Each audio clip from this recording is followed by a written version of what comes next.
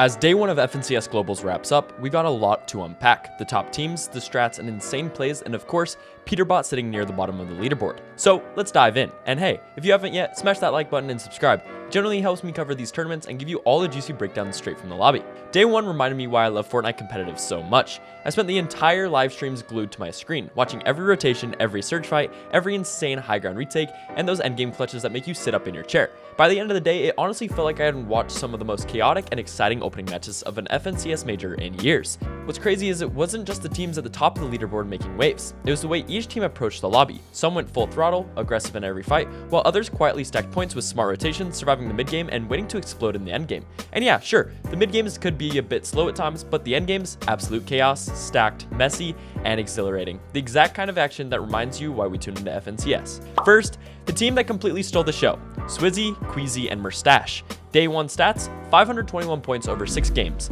3 wins in a row, and an absurd number of eliminations. Watching them was like watching a masterclass in Fortnite competitive. Every endgame they were in total control, rotating perfectly, securing high ground, and cleaning up squads without breaking a sweat.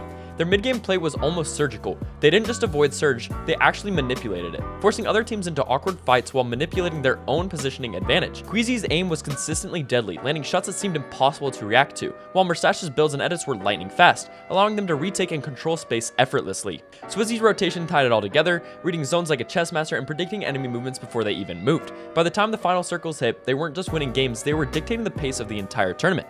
Their kills per game were absolutely insane, regularly hitting double-digit eliminations that stacked a scary buffer against anyone trying to chase their points.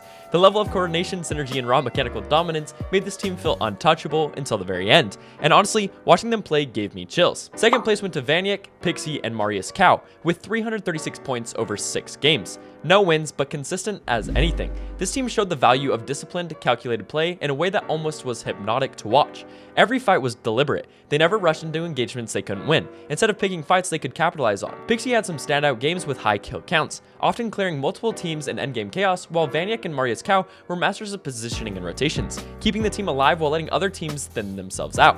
Watching them was like observing a patient predator, always present, always threatening, but never overexposed. Even in games where other teams were going all in aggressively, this trio managed to extract points through consistent eliminations and very smart survival. Their playstyle reinforced a big takeaway from day one. You don't need flashy wins to dominate a leaderboard. Steady, disciplined play backed by mechanical skill and awareness can quietly push you into contention. I could see them adapting and punishing slip-ups from the top teams in day 2, making them a team that shouldn't be underestimated, especially going into day 2. Third place went to Seti, Yapko, and Panzer with 328 points over 6 games. No wins. What's remarkable here is how consistently they performed despite never crossing the finish line. First, they were like a silent threat, lurking in every endgame, surviving where other teams faltered, and quietly picking up eliminations. Seti's veteran presence anchored the team. His rotations were smooth, his decision-making impeccable, and his timing for when to engage or avoid fights was amazing. Yapko and Panzer complemented him perfectly, executing precise shots and building in harmony. Even though they weren't too flashy and they weren't at the top, they made the mechanics of high-level Fortnite look effortless. Their points came not from a single game explosions, but from relentless, game-after-game accumulation of smart plays and very calculated risks. Watching them is all about consistency, proving that keeping your composure and knowing when to push or when to hold back can be just as effective as getting multiple wins. They're the type of team that if the top team slips up even slightly, they can pounce and claim positions that others thought were safe. Fourth place went to Pix, Darm, and Damus, with 277 points over 6 games. Once again, no wins, but extremely solid play overall. Their rotations were almost textbook, avoiding early conflicts, reading the flow of the lobby, and setting themselves up perfectly for late game. Pix had a few massive endgame performances, racking up 10 plus kills in single games by playing aggressive. When the timing was right, and letting his teammates cover angles and secure high ground, Darm was the steady hand, making sure they didn't overcommit or make mistakes that could cost them points. Damus's building and clutch edits turned potential losses into very survivable moments and situations, often creating opportunities for very high kill games. This team doesn't have flashy wins once again, but they were constantly in position to score points and impact any fight. Their disciplined approach combined with small bursts of aggression when the moment was perfect earned them a strong top 5 finish for day 1. They're the kind of trio that, with 1 or 2 games clicking tomorrow, could dramatically change their standing and make a late push for top positions. In 5th place was Rapid, Kanata, and Bolts with 267 points and 1 win. And wow, When this team hit their stride, they were absolutely terrifying. That single win came from clean rotations, mechanical brilliance, and perfect timing. Kanada's aim stood out in multiple endgames, often turning fights single-handedly, while Rapid's positioning allowed him to constantly get eliminations and contest high ground. Bolt's support role was flawless, healing teammates at crucial moments, managing builds, and keeping the team alive through high-pressure scenarios. Their mid-game was a bit inconsistent, but when everything clicked, the synergy was undeniable. They didn't just get points, they dominated the zone in their win, racking up double-digit eliminations while other teams scrambled to get any.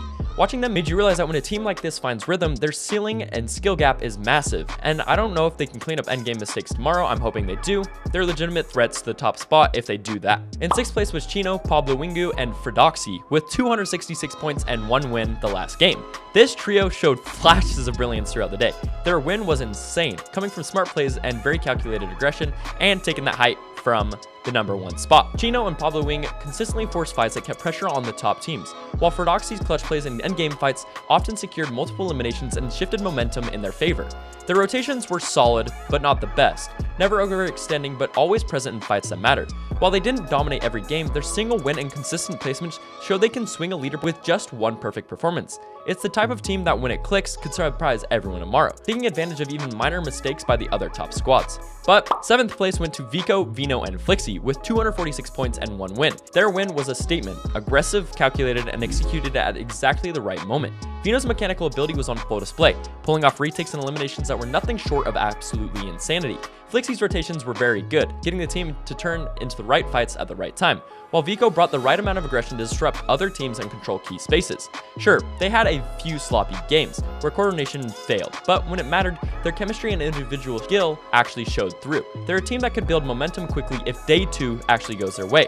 Their kill potential per game is massive, often putting them in double-digit territory in endgames, making them a real threat for anyone looking to dominate the top spots, or to become the top spot. Number 8, we have Clix, who is my #1 pick for winning FNCS. 8th place was Clix, Higgs, and Iamzo with 244 points. No wins once again, but multiple strong placements. Clix was the highlight, aggressive, fearless, and capable of turning any fight. Higgs and Iamzo acted as the stabilizer, supporting Clix's aggressive moves, helping secure eliminations and maintaining positions in the endgames. Even without a win, they frequently racked up double-digit kills and placed highly in multiple matches. Watching them was fun because Clix's aggressive style dictated the tempo of many of their games, but it also sold some of them. Their performance proved that raw mechanical skill combined with solid teamwork can keep you relevant, but not relevant enough as of right now, even without topping a game. They're a team that can explode onto the leaderboard with 1 or 2 games going perfectly tomorrow. If they get 2 wins tomorrow, they're basically set. 9th place went to iDrop, Chari, and Cammy with 243 points. Their day was full of near misses. Endgames where they could have dominated were lost to small errors in rotations or mid-game missteps.